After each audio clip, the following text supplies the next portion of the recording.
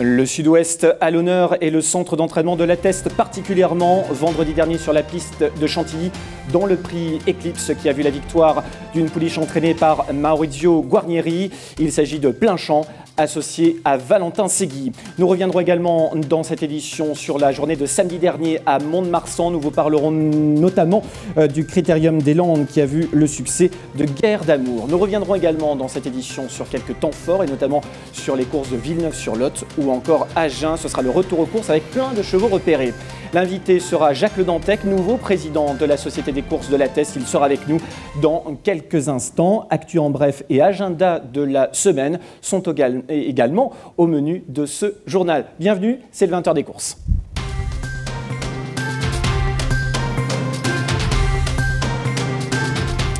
Et à la une de l'actualité, je vous le disais, le Sud-Ouest et le centre d'entraînement de l'Atteste, particulièrement à l'honneur vendredi dernier, dans une épreuve de groupe réservée aux 2 ans, qui a vu le succès d'une représentante d'Alain Jettière. Il s'agit de Plein Champ, associé à Valentin Segui, qui remporte par là même sa première épreuve de groupe.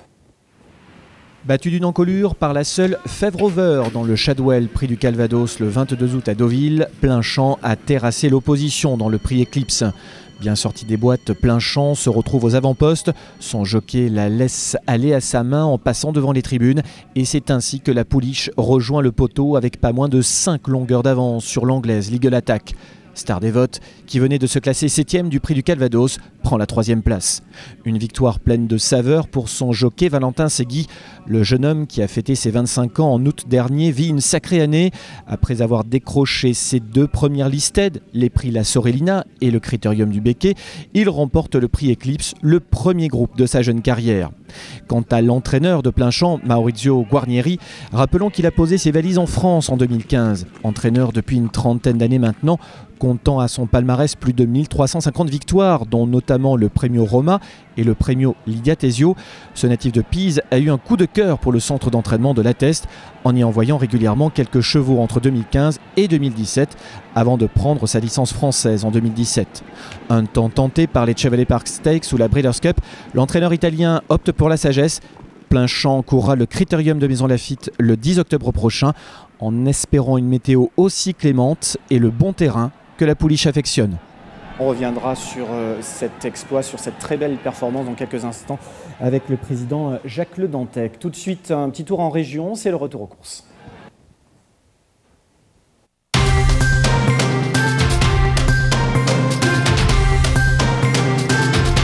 Et je vous le disais en titre, on va démarrer avec Mont-de-Marsan, puisqu'il y avait une très belle réunion samedi dernier, samedi 19. On va notamment revenir sur la performance de Guerre d'amour qui s'est offert le Critérium des Landes. Retour donc sur les principaux temps forts de cette réunion. Le Critérium des Landes, prix Vorda, apanage de Guerre d'amour, qui devance sa compagne d'entraînement Perfect, jumelé gagnant pour Jean-Claude Rouget. Le Montois Magic Mercury est 3e.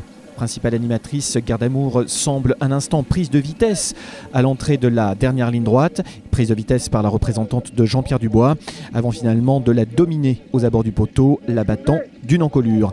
La fille de Camelot et de Wager compte désormais 3 victoires en 5 sorties publiques. Dans le prix Sabina, pour 2 ans, Méden Rocket Song ne rate pas sa cible en devançant après la guerre de 2 longueurs et demie. Vite en tête, le poulain de Didier Guillemin accélère au début de la ligne droite et laisse une très belle impression visuelle. Après la guerre est 2e, Idaho James 3e. Le lauréat signe son premier succès en 3 courses. C'est un fils de Dreamhead et Sister Agnès qui a notamment produit Snap Call, placé de listed à 3 ans à Cagnes sous l'entraînement de Jean-Claude Rouget. Apita fait afficher 3 longueurs au passage du poteau dans le prix Virginia pour pouliche de 2 ans Méden. Décidément, il fallait être aux avant-postes ce samedi. Vite à la pointe du combat et sur un terrain mesuré 3,5, Apita ne se laisse pas approcher et devance Ziroshka et Calliope. Ce samedi montois, marqué par la présence d'un nombreux public, a été l'occasion de revoir en piste phocéenne dans une classe 3. Prise en 44 de valeur, la pouliche de Frédéric Rossi, ancienne placée de groupe à 3 ans, surclasse ici ses rivaux et renoue avec un succès qui lui échappait depuis mars 2009. Back in Town est deuxième, Jaffer troisième. Voilà pour les principaux temps forts de la Réunion de Mont-de-Marsan. Vous le disiez, beaucoup de monde d'ailleurs sur la piste de l'hippodrome des Grands Pins la semaine dernière. On va changer de discipline maintenant, on va vous parler de trotteurs parce qu'il y avait beaucoup de choses à voir. Il y avait notamment des courses sur l'hippodrome de Villeneuve-sur-Lot qui accueillait les courses de Gramma. On va revenir sur le Grand Prix de la Ville et le prix du Conseil régional également Midi-Pyrénées, Occitanie. Puis je vais vous emmener du côté d'Agen en faisant un focus sur les épreuves réservées aux amateurs. On regarde. Villeneuve-sur-Lot accueillait les courses de Gramma ce samedi 19. Le Grand Prix de la Ville disputé sur 2625 mètres et l'apanage de d'Orlando Duvivier, entraîné par Julien Rivière et associé à Damien Lézis. Le fils d'Orlando Vici s'initie la 7e victoire de sa carrière sur le pied de 1,15,6. Il domine Diablo de Forgan, 2e, et la valeureuse Extasiar, 3e. Alain Laurent à l'aise dans le sud-ouest, dans le prix du Conseil régional, il triomphe au sulky d'Aileron des Voirons, que l'on avait vu cet été triompher dans le Grand Prix de Lannemezan sur piste en herbe. Le fils de Sam Bourbon devance Émir du Bouillon et Écho des Andevrises. Réduction kilométrique du gagnant, 1,19,7. La première demi-finale de la Coupe régionale des amateurs sur l'hippodrome d'Agen revient à Enjoy Victory, associé à Marc Lacoma. La représentante de Ghislain Jeanneton signe le 5e succès de sa carrière en 53 sorties. Darius Dupouget et Jonathan Bordenave sont 2e aux dépens de Darvala Ace. Réduction kilométrique 1,16,7. Dans la deuxième demi-finale, nouveau succès d'Espiritu Santo associé à Thomas Prudon. Le fils de Timoko signe sa 12e victoire en 29 sorties, sa 3e en amateur en 2020. Il devance ici Sirte Latour et Curious Dream. Enfin, dans l'éliminatoire de la Coupe, victoire d'Espoir d'Enfer associé à Léa Lisée pour le compte de Denis Brossard. Le fils de Colquetjet renoue avec le succès qui le fuyait depuis plus d'un an. Durgrandpré est 2e aux dépens d'Étincelle d'Albret. À Montauban, très bon début de Lodine dans le prix de l'Armagnac. Victoire par 3 longueurs aux dépens de Fadiez. Lodine est entraîné par Xavier Thomas de Méholt et était associé à Guillaume Gedge. La mère de cette pouliche, Tadris, est une multiple placée de l'Isted. Il y avait des courses également mardi 22 sur la piste du Bouscat en terrain très souple sur un terrain mesuré 3,8. Il y avait 8 courses au programme et notamment 2 pour les chevaux inédits. On va démarrer avec le prix du four à chaud pour les poulains qui voient la victoire dès ses premiers pas en compétition donc de l'Amour Code associé à Guillaume Trollet de Prévost qui a un bon passage côté corps dans les 100 derniers mètres. Il vient le long du rail pour venir arracher le succès. Entraînement de Jean-Claude Rouget, Kazakh Tepper, un fils de Zofani et Wandering Spirit qui défendait la Kazakh Verte et Mer qui avait notamment produit Vanderina, lauréate du prix Coronation au niveau listed. Voilà donc le passage du poteau. Et puis dans le pendant pour les pouliches, victoire de Shadow associée à Maxime Guyon, Kazakh Verte et Mer. La lauréate est une fille d'Anne Naudin et Feather Quest qui a également produit l'excellente Plumania. Voilà pour les toutes dernières foulées aux abords du poteau. Victoire ici de cette représentante de la Kazakh Verte et Mer. Voilà pour les principaux temps forts. Tout de suite, l'actu en bref.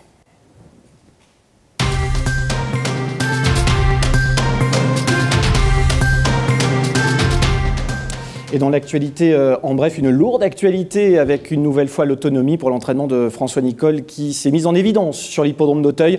On va regarder tout cela, c'était dans le prix de Compiègne la semaine passée, un succès très net de cette championne qui a fait dire d'ailleurs à son entraîneur qu'elle était une véritable extraterrestre.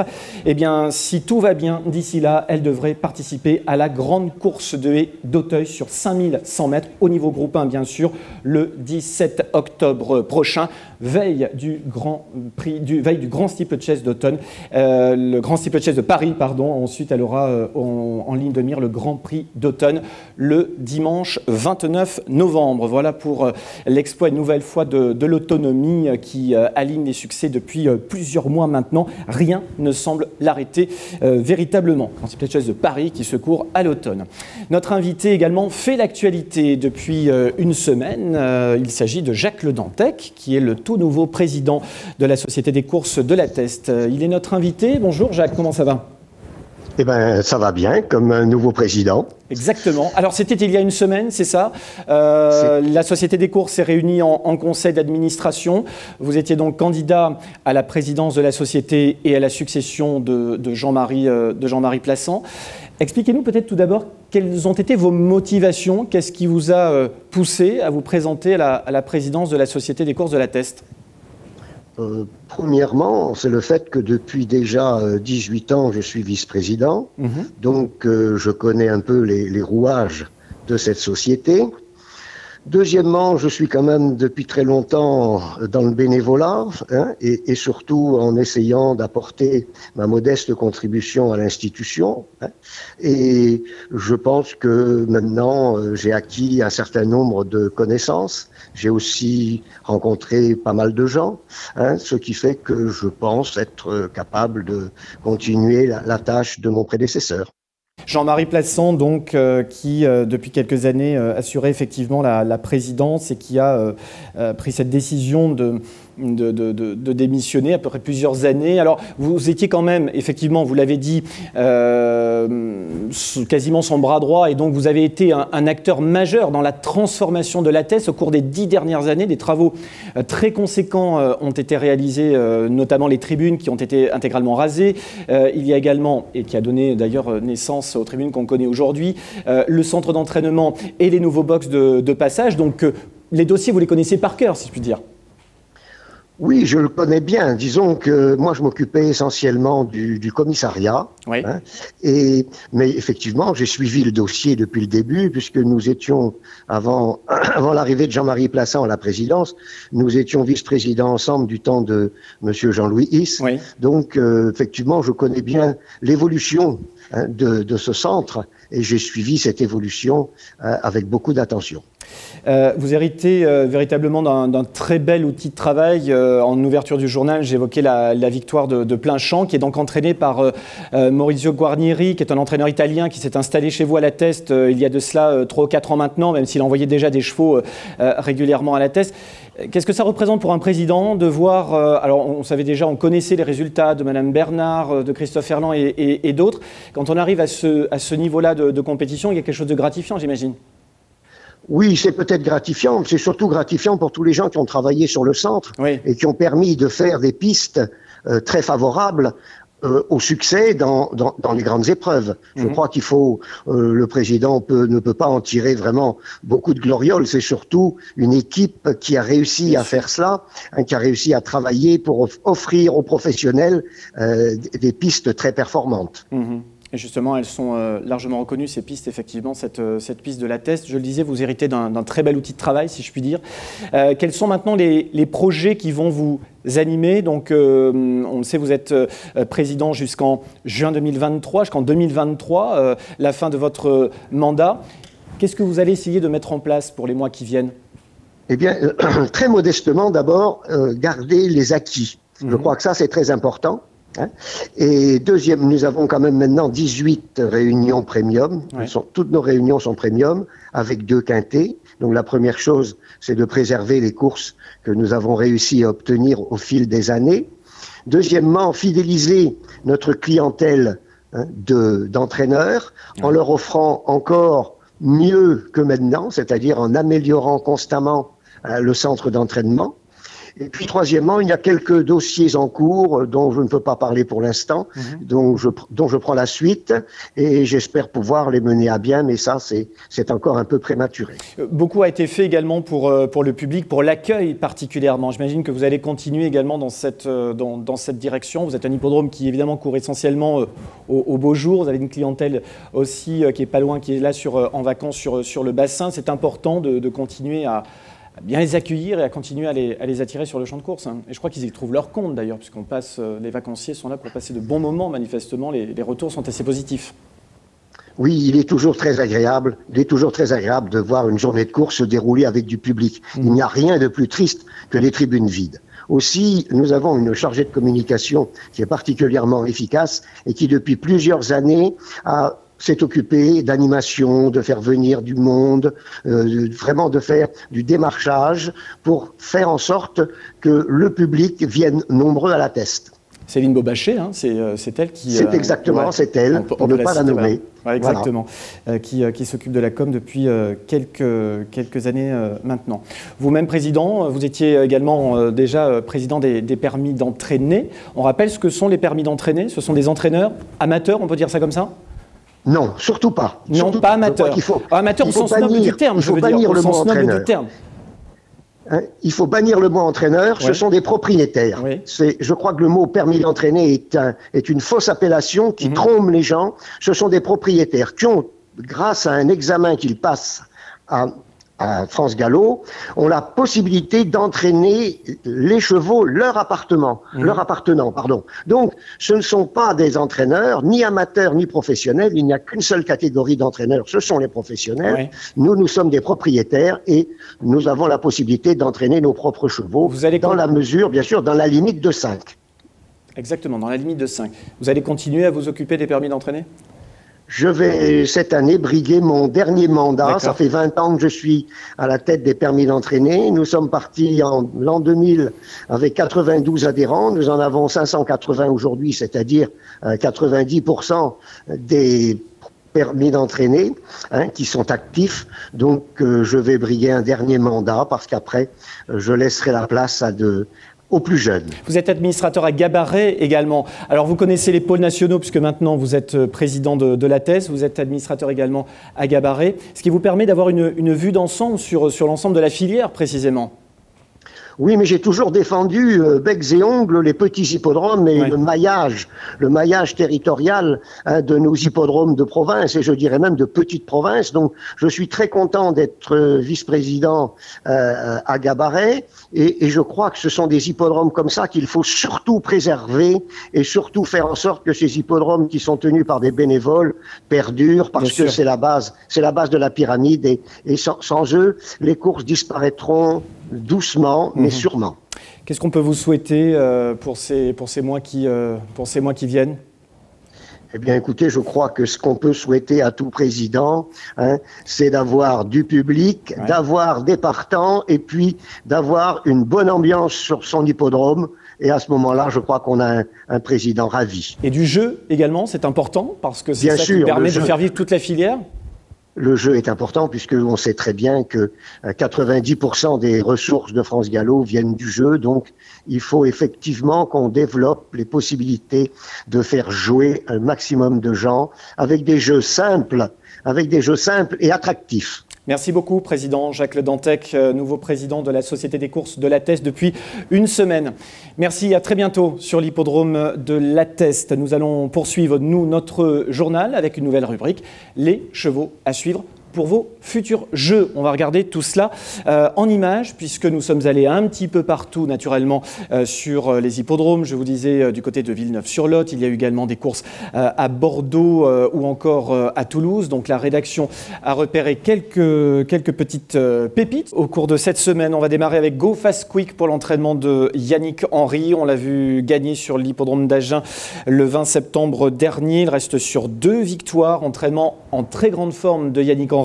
D'abord les engagements pour Go Fast Quick le 27 septembre à Castillonnès dans le prix du garage Peugeot sur 2450 mètres et puis à Montauban également sur la distance de 2400 mètres. Je vous le disais, entraînement en très grande forme de Yannick Henry. Il a notamment gagné mercredi soir, mercredi 23 septembre sur l'hippodrome de Toulouse dans l'Open des régions des 3 ans avec un poulain qui s'appelle Astronaute qui est un très bon poulain manifestement et qu'on pourra pourquoi pas retrouver l'hiver prochain sur la piste de Vincennes. French Gold également lauréat le 20 septembre sur l'hippodrome d'Agen, c'est l'entraînement d'Éric Prudon. Voilà encore un cheval qui est très régulier et qui reste sur une belle victoire également que vous pourrez retrouver à Cavaillon le 27 septembre sur 2006 dans le prix Jouvenceau ou encore à Castillonnès sur une distance de 2450 mètres. Et puis 2 belles impressions visuelles également, ça c'était sur l'hippodrome de Bordeaux mardi. Kaouna pour l'entraînement de François Rohaut. C'était une deuxième place dans le prix Guy Chancelier. Véritablement, si vous retrouvez Kaouna, je pense que la prochaine fois, ça ne devrait pas taper loin pour ce poulain entraîné par François Rohaut. Autre également belle impression de l'entraînement Rohaut, mardi après-midi à Bordeaux, Faten, qui est une pouliche par Anodin et Visomia, vous voyez, qui progresse à chacune de ses sorties et qui a couru quand même en net progrès par rapport à ce qu'elle avait fait lors de sa précédente tentative. Voilà pour les chevaux à suivre. Place maintenant à l'agenda de la semaine.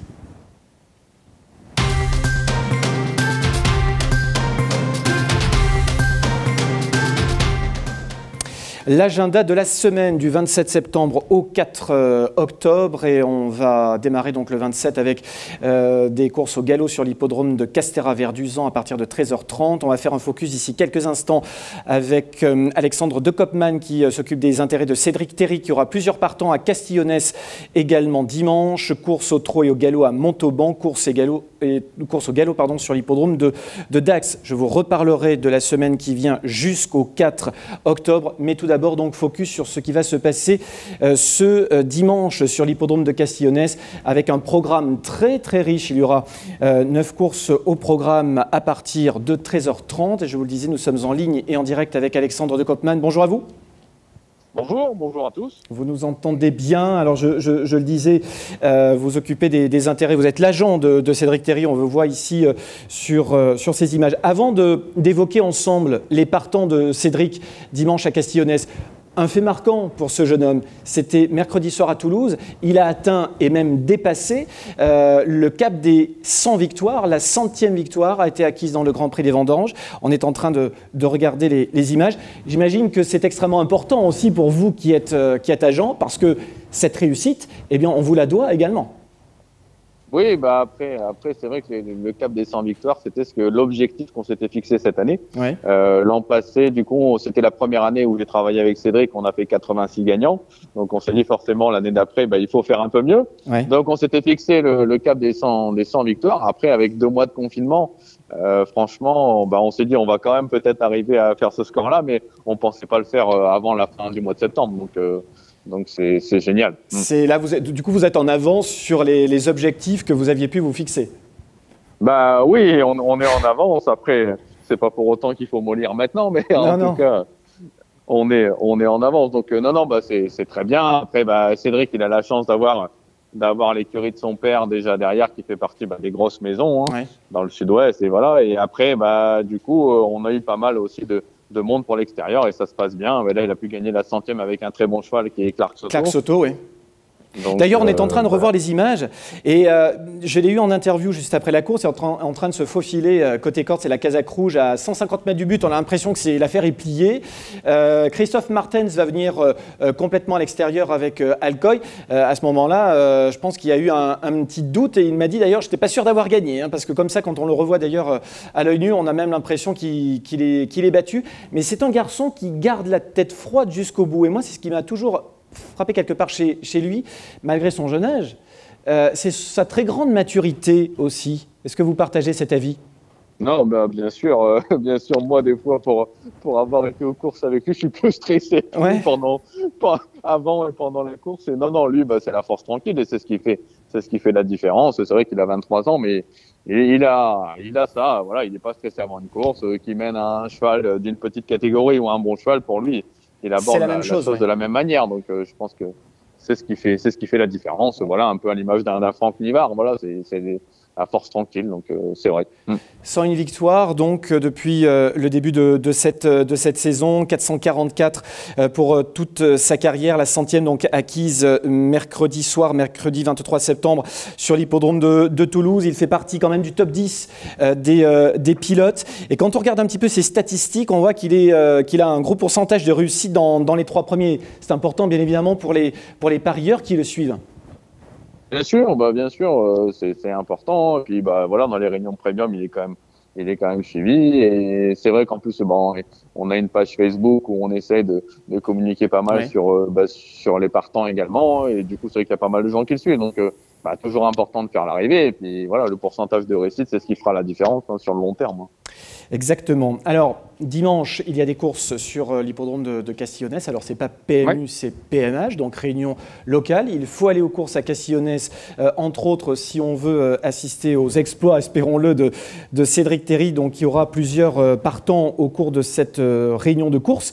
On va peut-être démarrer avec Héroïne des Bordes, puisque dans l'ordre du programme, ça sera, me semble-t-il, sa première monte. Comment ça se présente, Alexandre, a priori, là? Oui, donc c'est le 202 Héroïne des Bordes. Bon, là, c'est pas une première chance, hein.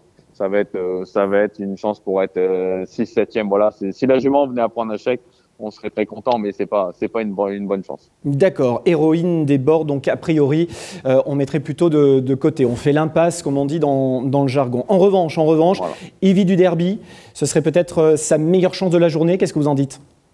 Ça fait partie en tout cas des bonnes cartouches, hein, le 309 Evie du Derby. Une jument qui est arrivée du coup chez son père, hein, Patrick.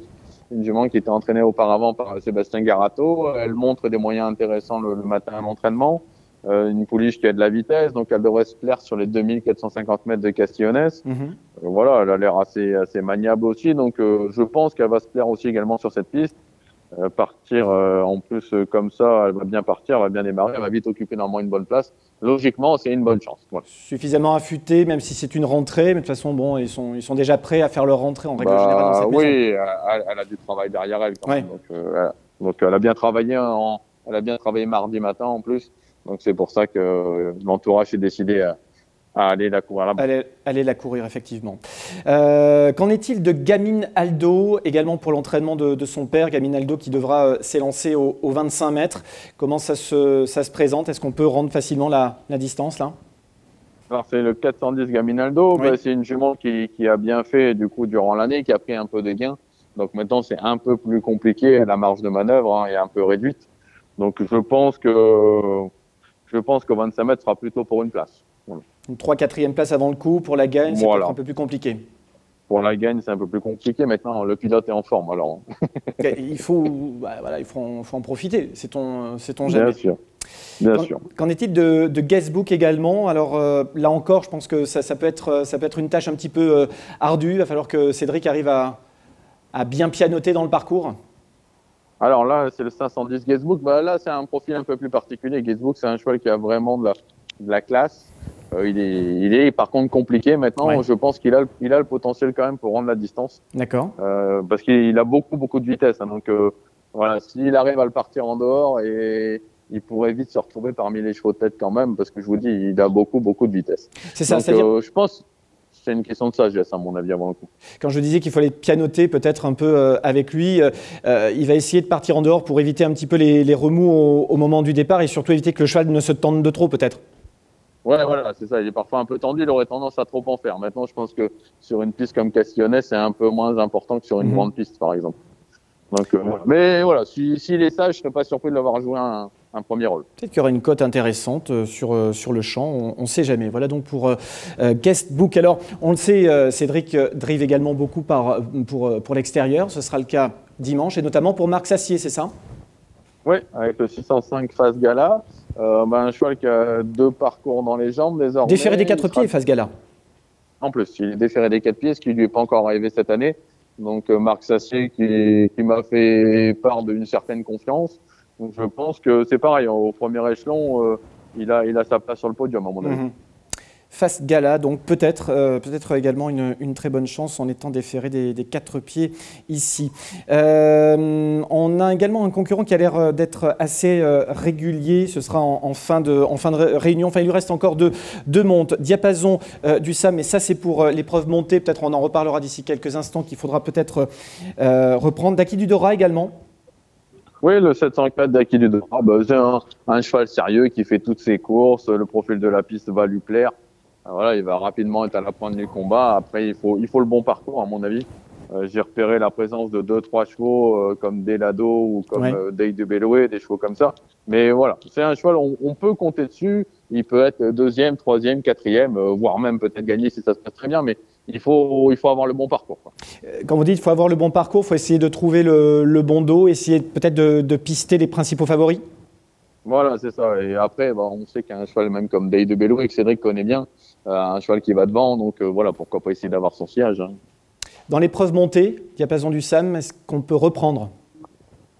Oui, donc le diapason du TAM, c'est le 810. Et ben, la dernière fois, il a joué de malchance. Cédric pense qu'il refait l'arrivée à La Rochelle dans un eau qui tenait la route.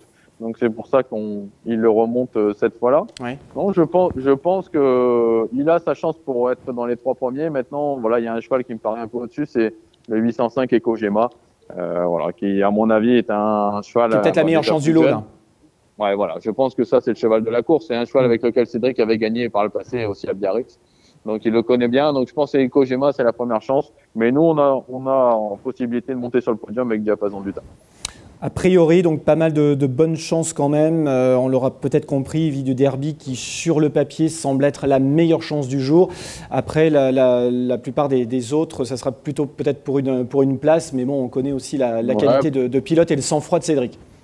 Ouais, parmi les meilleures chances pour gagner, moi je dirais Vie, pourquoi pas. Et il y aurait Guessbook s'il est sage. Fast Gala, ça me paraît jouable également. J'y crois bien, moi, Fast Gala pour l'extérieur. Ah, vous êtes chaud, hein. Vous êtes chaud, Alexandre. Ouais, bah oui, il faut. Bah écoutez, si vous voulez toucher un petit peu, eh bien, rendez-vous aux courses à Castillonnès et peut-être essayer de suivre Cédric Terry tout au long de cette journée de course. Un grand merci à vous, Alexandre de Koopman. Donc, je rappelle que vous vous occupez des intérêts de Cédric Terry, de sa carrière de course. Vous êtes son agent. Merci beaucoup, à très bientôt.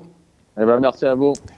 On regarde les autres réunions de course, donc on revient, mis à part Castillonnès, le 27 septembre, il y a course à Montauban, je le disais, au trot et au galop. Il y a également des courses sur l'hippodrome de Dax à partir de 14h. Ensuite, Vic-Fezensac au trot à partir de 13h le 28 septembre. On revient à Mont-de-Marsan le 30 septembre à partir de 11h30 pour une réunion en matinale. Ensuite, des courses à Toulouse en semi-nocturne à 15h30 au trot, puis Bordeaux, Agen, Angoulême et Casaubon pour le 4 octobre. Voilà donc pour l'essentiel de l'actualité. Vous nous suivez chaque jeudi à 20h sur la chaîne des courses du Sud-Ouest, Fédération des courses du Sud-Ouest.tv, FCSO.tv. Excellente semaine à vous toutes, à vous tous. Salut.